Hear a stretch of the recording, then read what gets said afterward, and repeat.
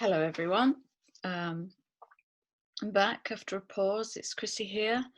Um, and yeah, I didn't expect to drop off the radar for quite so long, but I've been on a really long journey. This has been a big campaign of retrieval. um, so, yeah, it feels like I journeyed with, I have a horn. It feels like I journeyed with Hades there for 6 days, and it's quite a powerful journey. So my energy's up and down still. I'm coming back, and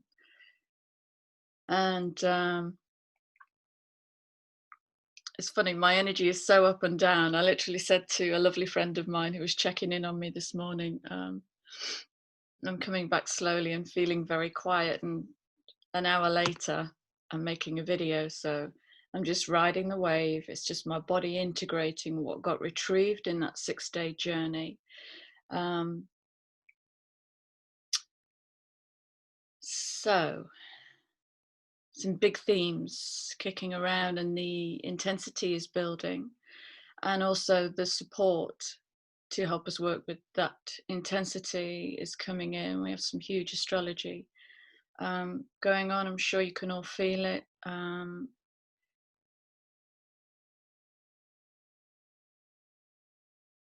So yeah, I'm going to make this part of the Crouching Tiger, Hidden Dragon group. See, I never really know what I'm going to do before I sit down in camera. I write some notes, and then sometimes they get included and sometimes they don't. So yeah, I just want to kind of recap on where we are with Crouching Tiger, Hidden Dragon. And it looks like it's coming into really sharp contrast, the field that got identified and harnessed there. So I started with the masculine, the feminine, and the child, building a complete container to download into that the blueprints for the non-distorted feminine, masculine child. Because we're in a process globally of individuation, authenticity, personal power, a stronger sense of identity, and reconnecting with self-worth, which is a really big one.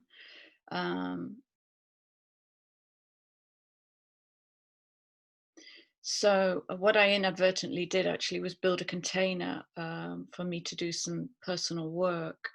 And I know I'm not the only one, because around that time, some of the personal messages I was getting was from you amazing guys who were off journeying with your inner child, doing some deep trauma release work.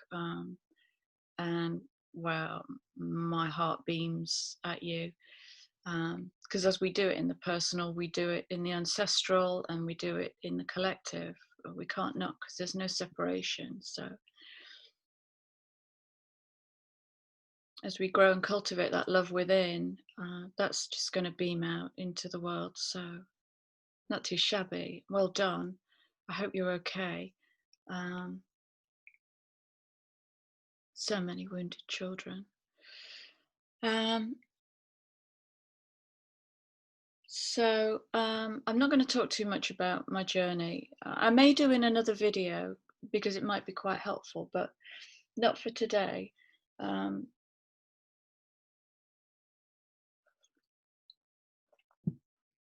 So recently what I've been spotting is there's a lot of throat work going on.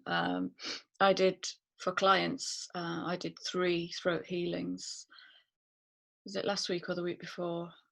I can't remember. I've completely stepped out of time at the moment. So we've got thyroid and throat coming in, and it's all connected to the emotions that got swallowed when the child was learning to adapt and contort and twist to defer to an adult. who maybe didn't have their best interests at heart. So yeah, people describing glue, just coughing up thick glue, or etheric coughing or etheric vomiting. And that's all cool stuff. It can seem a bit harrowing at the time, but it's good. We've, got to reconnect with our divine right to speak our truth in the world, no matter what. Okay. So we've had, yeah, I'm going to start putting, I may forget, but take this as unilateral trigger warning. There may be increasing trigger warnings in my video, because we're kind of coming to the nubbin, and look what card popped out today.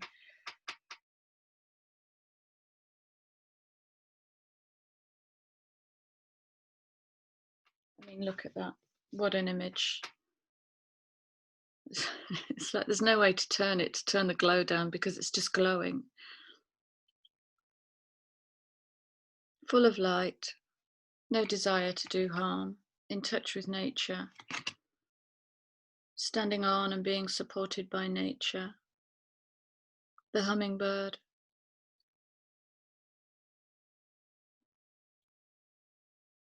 Doing a lot, moving very little.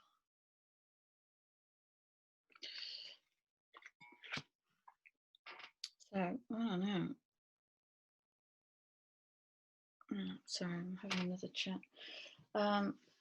Yeah, and the underlying card is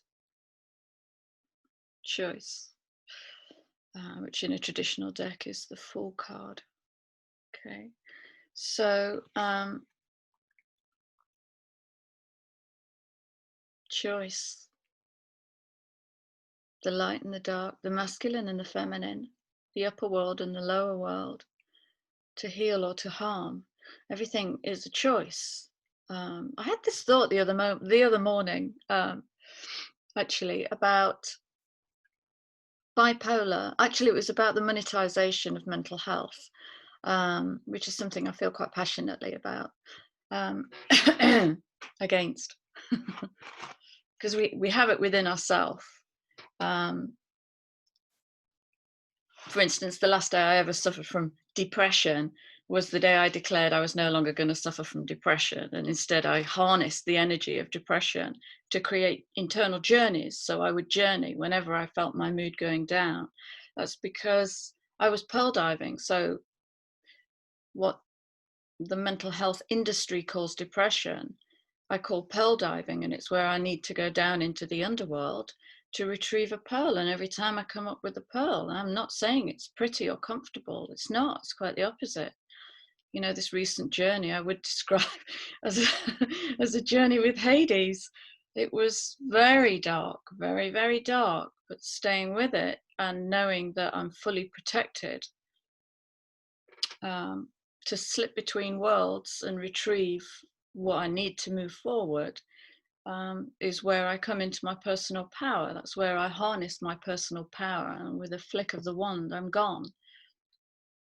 If I meet that, I can meet that whole field in fear. I can meet that in fear, but it doesn't feel good, ergo it's bad. You see how we've been trained. We can't even tolerate a headache, without medicating. So I had this thought, and I was thinking about bipolar. So bipolar used to be called manic depression, I believe, and bipolar is the inability to kind of temper. It's the extreme highs and extreme lows. And I thought, but do we not live on a planet with a pole, with a North Pole which opposes a South Pole? And does that not by default make us bipolar to begin with? Just a thought.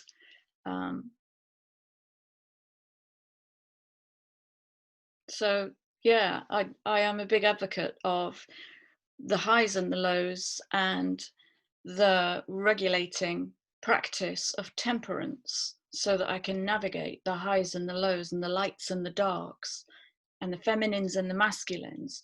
What we're doing is we're bringing the duality into polarity, so I can travel along any pole using my personal power and feel completely safe in that and own it, own the whole process. Everything we need is within us. A lot of that is within the child because the child don't care. The child just goes for it. Okay. So we've got some, I mean, that Pisces full moon, that was a doozy. How did you find that? What did that do for you? That was a very powerful energy. And Pisces is 12th house. 12th house I see as everything I hide behind me. Everything you can't see. All my woundings, all my messiness, all my shame and my guilt and my sorrow and my rage. It's 12th house stuff. So when Pisces goes into a full moon, you know, and opposes, full moon is where it opposes the sun. And the sun's going to illuminate the mysticism, the nebulous, mystical qualities of my moon energy. Okay, so it's kind of my fogginess and my haziness and my illusion and what I don't know and hidden mystery and what can be revealed. So full moons are what can I let go of? And this 6-day journey wasn't planned, it was triggered. And I just got on the back of that trigger and I rode that fucker down into hell. Opa. So there's some quite thick energies coming up, and they're all about transactions. So anybody who knows anything about TA, transactional analysis, and what are we in when we're transacting with other, are we in child or parent or adult? And are we in free child or adapted child or critical parent or, overcaring, over nurturing, suffocating parent? So it's really bringing all of that in, and all of those relationships apply within. Everything that applies out there applies within. How am I transacting with myself? And so this morning I just start kind of downloading, and what's coming in is the id, the ego, and the super ego. And what I'm finding at the moment is I'm coming out of and going back into, and coming out of and going back into hermit energy. And there's so much Mars energy. Mars is in Aries. Has it gone retro? I don't know. And that's powering up the fire of, and we've got Virgo season. So we've got all this grounded energy. So that to me looks like my marker to create, to build, to push. But the hermit energy is regulating that to pull the blindfold down again. And do you remember, I want to say last year, it wasn't, it was only a few weeks ago when I was talking about, can we sit in the mystery of not knowing? Christ, that feels like a year ago. I really am time hopping at the moment. Cool. I don't know where I am, and that's cool.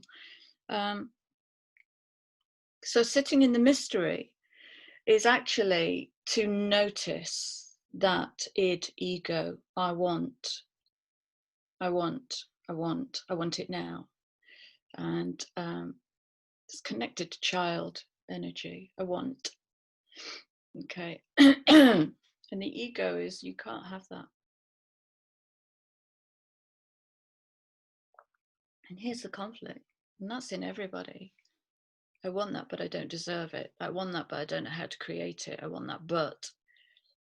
So the super ego, which is the adult self, will come in and go, I see what you want. How are you going to create that?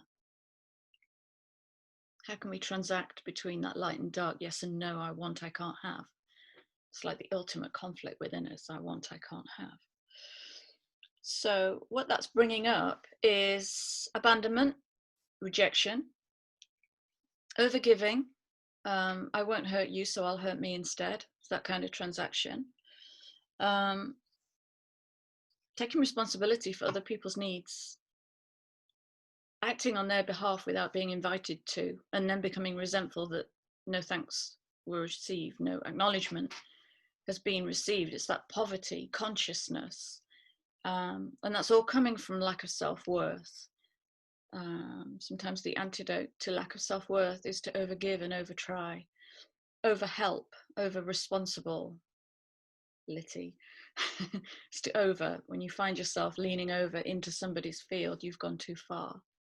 So we're learning to stand back and become a witness. And in standing back, my website actually says silent, listen and silent contain the same letters. So when we listen and move into silent observation, kind of become a little alien, imagine you're visiting the planet and you have your notebook or your tablet and you're observing human behavior. What do you see? And when you observe like that, you don't tend to get entangled. You don't tend to get too involved. You just witness. Even if it's witnessing someone's death, you just become a witness. Even if you witness harm, you become a witness. Sounds counterintuitive, doesn't it? Not to rush in.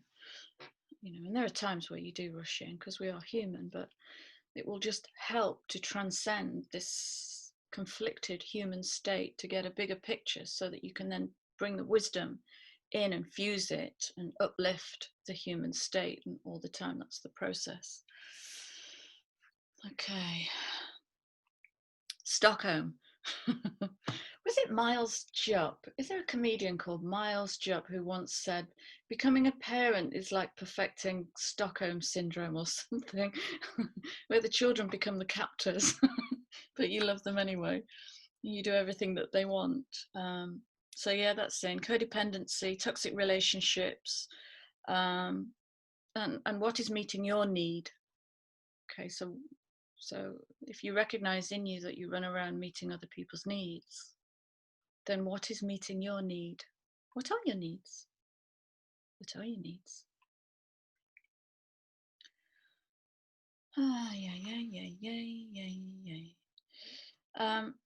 Yeah, I've also just focused in on antidepressants and how they stultify our emotions because they work with the serotonin uptake inhibitor.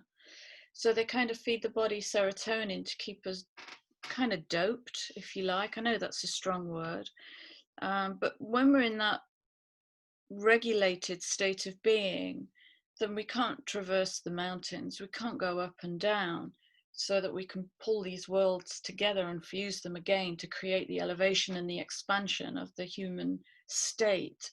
We just kind of remain.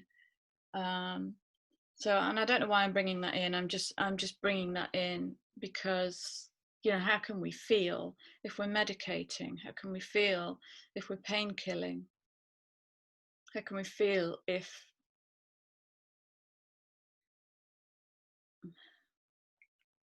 we can't be in our own depression? It's just a valley. That's all it is. A depression is just a valley where we've put something in the cellar. I don't want to look at that. I don't want to be with that.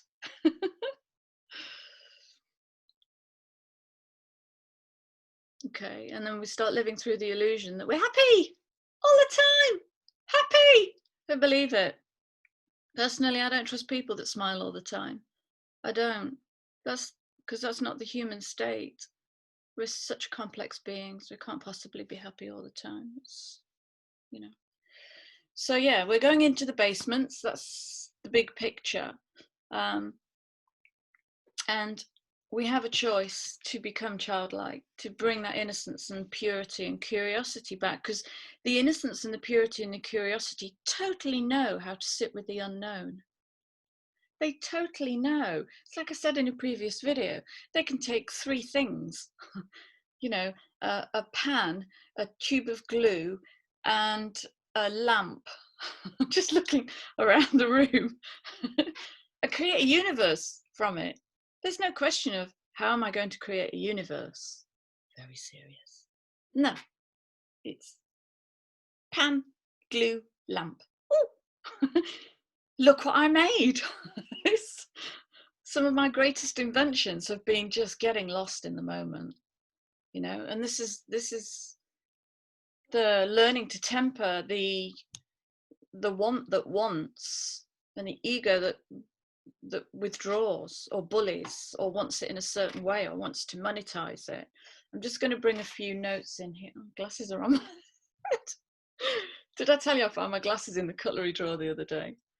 I tell you what, my one remaining brain cell is seriously under pressure. Right. Notes. So I'm sensing that for September, there might be more of this in and out of hermit, which is the regulation of the id and the ego. Okay. Feeling all of this creative energy and wanting to push, but actually, yeah, thank you. Okay. But actually the truth might be, I don't know what I want to create. Oh God, wow. There's a crown. There's a crown. Yeah, wow. We think of dragonflies as messengers. Oh, it's a 22 as well. Oh, it's just a coincidence. Don't be silly. 22, messenger, building the foundation, which is everything about what 2020 is about. Build the foundation. Foundation. Inner cathedral. The Hierophant. Okay. The Pope and Popess. Okay. My divinity. Your divinity. What does that look like in the world? Crown. Crown. Crown.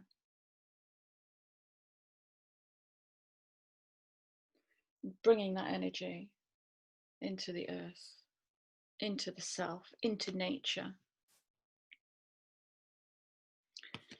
Yeah, and the message truth transcends illusion, and the what's being challenged in the big structural world.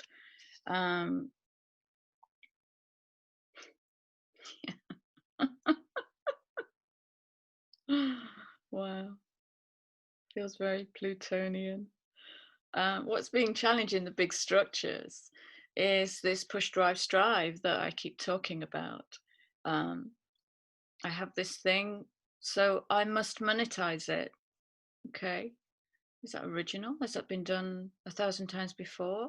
How is that going to uplift the collective? How is that going to uplift you? Or are you just doing the same thing? Oh, but no, it'll be really, I'll be able to sell it. Okay, well, good luck with that, because that's the old patriarchy. So this is why the pause, and this is why the blindfold over what we see, because what we see is actually full of illusion. But what we see with the third eye and what we feel with body consciousness is much closer to the truth. Okay. If you're creating out of passion and your whole body cannot not do this thing, stay with that, play with that, play with that. If you're doing it rote because you've always done it or because it's an easy generator, well, look at that. Look at that. Because that kid doesn't give a shit about that. That little kid's in the joy. They're in the joy. Much higher vibration. Okay, so truth transcends illusion. Let me just skip through these notes. So in and out of hermit, ego is being regulated, and the id of I want it now is being put into a room with the ego of you can't have it, to show us the inner conflict of what stops us from manifesting. Which essentially is the resistance to falling into child state, the resistance to falling back into innocence and purity, curiosity, absolutely madcap curiosity, the curiosity that can trigger what others might think of me, how others might see me. And then you're into the self-worth. The whole thing is connected. It's crouching tiger, hidden dragon. It's fight or flight. Okay, that's the conflict. That's the conflict. It's when to pounce and when to hold, through the temperance of pausing for clarity to see a much bigger picture. So the crouching tiger is waiting. It's feeling the pulse of the land, It's feeling the vibration in the land. It's listening. It's expanding its consciousness. Well, it's not. It's being instinctual. Okay.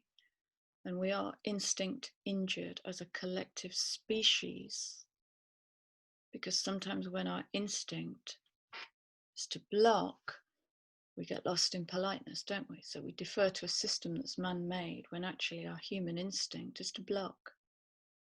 Our human instinct might be to run, but we don't want to look weak. We don't want to look like a quitter. So we stay in a, in a lie.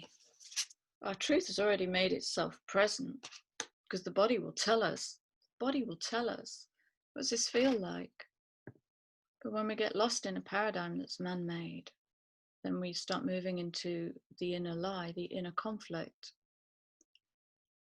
So yeah, the crouching tiger, it knows when to wait. It knows when to pounce, because it's working completely through its instinct. Now the hidden dragon is the interesting piece. The hidden dragon is what I've just journeyed 6 days to recover. So inadvertently building that container will have created that work in the world, will have facilitated that work for others in the world. The hidden dragon is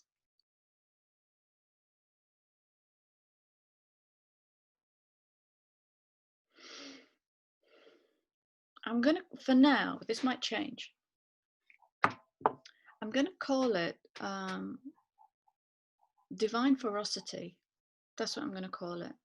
A divine ferocity.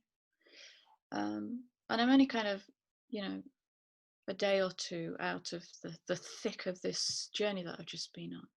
And what came to me, one of the supporting energies, was a divine ferociousness. And I can't help think it's linked to the teenager. I think it's linked to our teenage self. I'll work this, well, it will work itself out. I don't need to do anything. I just need to relay what's coming in. And the teenage self, who has such fire and such steel and gumption and what? Navajo? What does that mean? And such Navajo. Yeah, it's the young warrior, isn't it? It's the young warrior. But who gets kind of demonized? I'm generalizing. Who gets demonized in the collective for being too loud, too big, too argumentative, too difficult. How many of us have been difficult teenagers? How many of us have been argumentative teenagers that adults don't really want to look at? So there's something about, all of my work is about the resurrection of the child. Well, the teenager is still child state, it's more of an adult child, but it's still child state. So what can the teenager create in the world?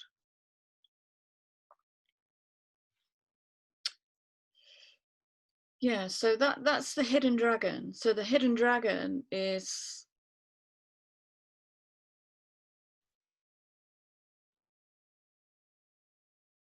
insert space here. Okay. It's fire, but it's tempered fire. Okay. So what we're learning to release in this in and out of hermit pausing energy is our more egoic creative forces, like I want and I need, like monetization of everything. Pardon me. I'm actually letting go as we speak. Forgive me. Burping is a body's process. Monetization, pride and vanity, they're huge. They're huge. Self-esteem and how that has actually begun to trump self-worth. in this narcissistic society. Self-esteem is the only thing that gets fed. Self-worth doesn't really get fed. Um, Self-worth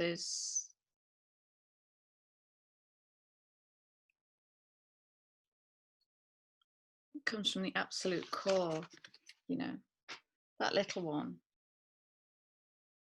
has no issues with self-worth. That little one will just go and be in the world, will wear 8 different colours on the same day and not care about pride and vanity and self-esteem, or how it is seen in the world, whether it is fashionable in the world.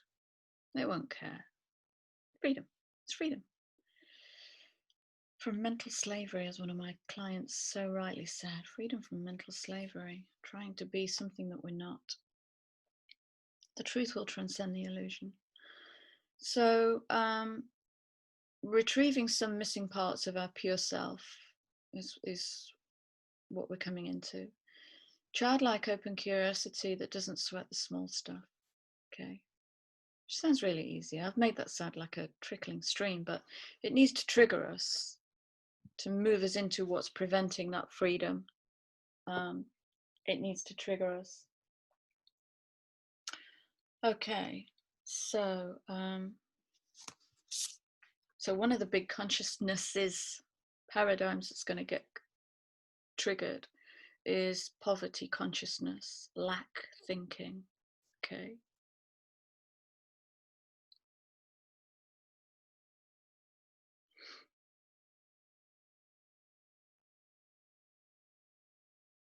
Wow.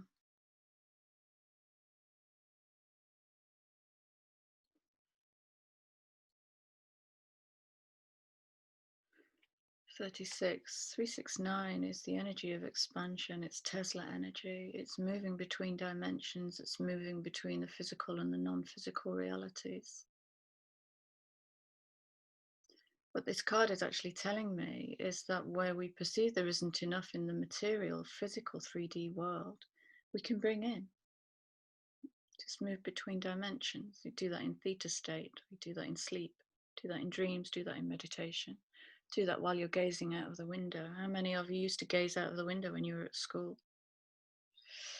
Me. Always getting into trouble for that. But I was creating new worlds. I was daydreaming. There is always enough. What you fear you lack is coming from self-worth, wanting to rise.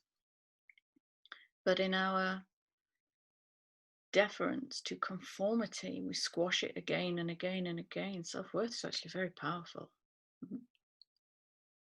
Self-worth is I love you. Self-worth is you cannot come onto my planet.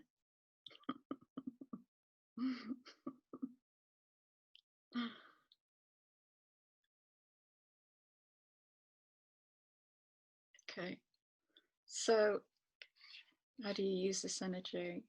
Change the narrative. Just notice when you go into, oh, but I want that thing, oh, but that's when lack comes in. I want that thing, then go and get it. Go and have fun and let go of all expectation. Again, where does that little one have expectation? Well, there's no expectation. It's just this constant state of playtime and accidental creation. It's beautiful. It's beautiful. So notice if when you move into luck consciousness, so much expansive energy at the moment, so much expansive energy, so much light on the planet, that to resist playtime is going to hurt. Oh, crikey, look at this. That's fantastic. Okay, so we just had 36. There is always enough. And now we have 63. Nothing is wasted. Well, you couldn't make that up. Look at the mirror in that. And what does the vulture do? Well,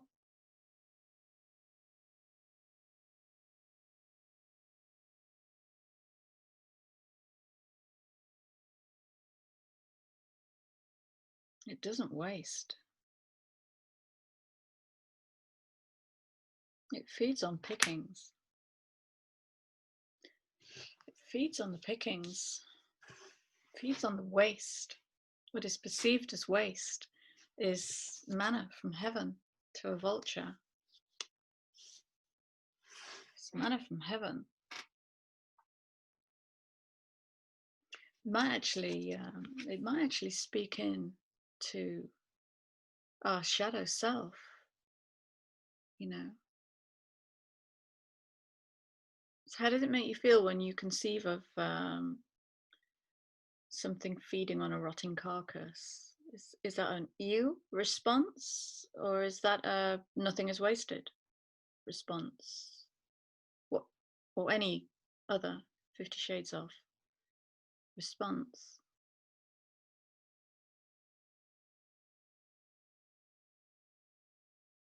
And I wonder if there's a message in here about, you know, what's that saying? One man's rubbish is another man's manna. Whatever. And what that's doing is that's engaging our creativity.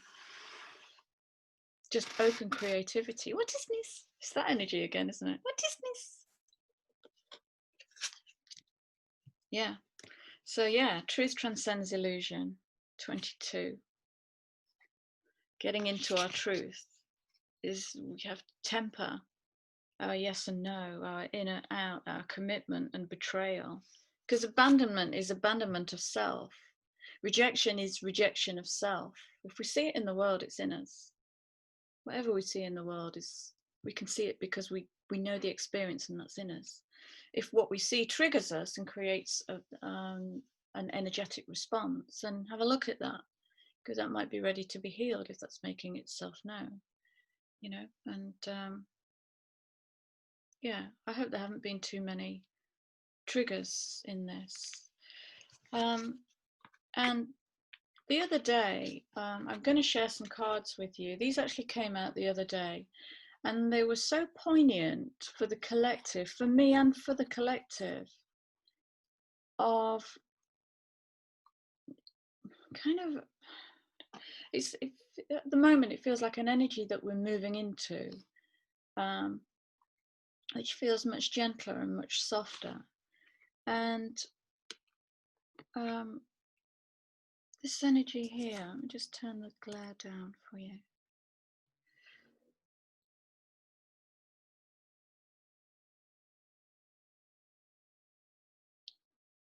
You know, and sure, there's, you know, the obvious symbols of the crown and the third eye energy and the absolute alignment and the peacefulness of it, but look closely at that bowl.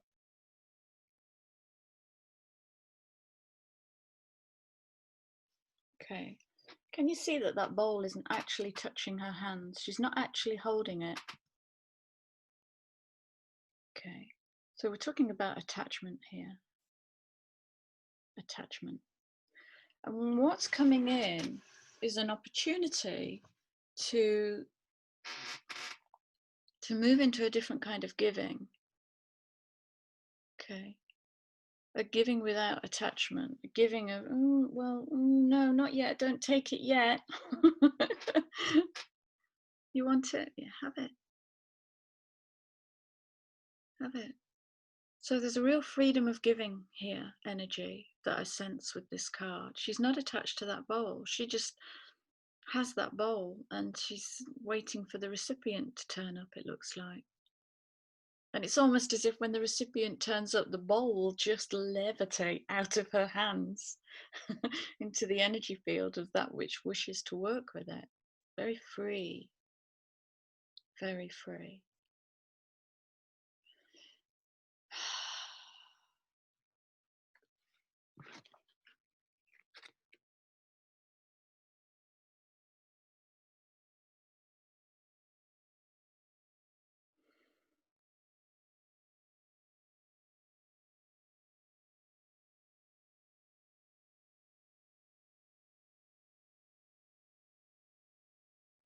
The word I get with this, well, firstly, this feels like very much an internal belly energy, but the word I get with this is magnanimity.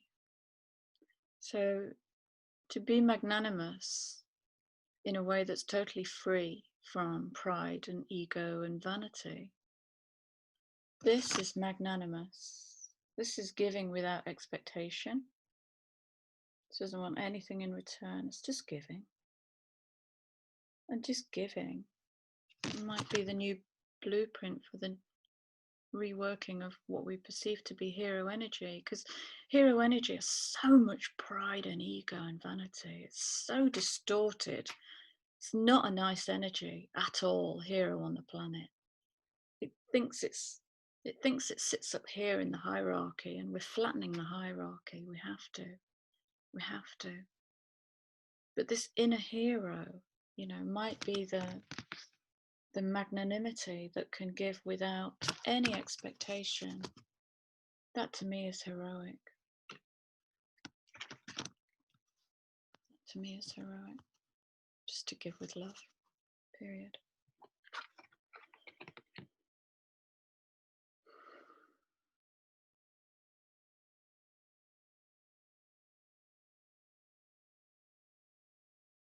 Nothing to hide. All in alignment.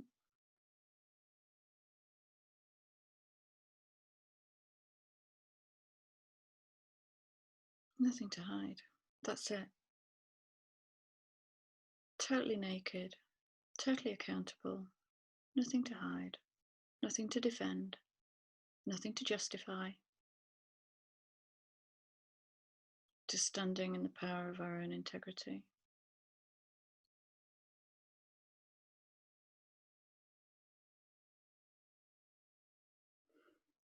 And these energies are going to help the hidden dragon to rise. Yeah, the hidden dragon.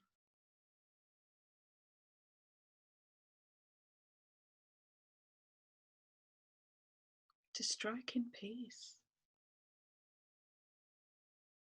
Wow, gosh, that's powerful.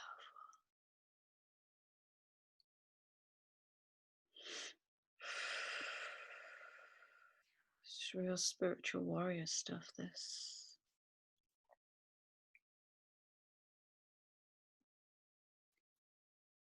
Raising the teenage warrior to not strike in anger, to strike in peace.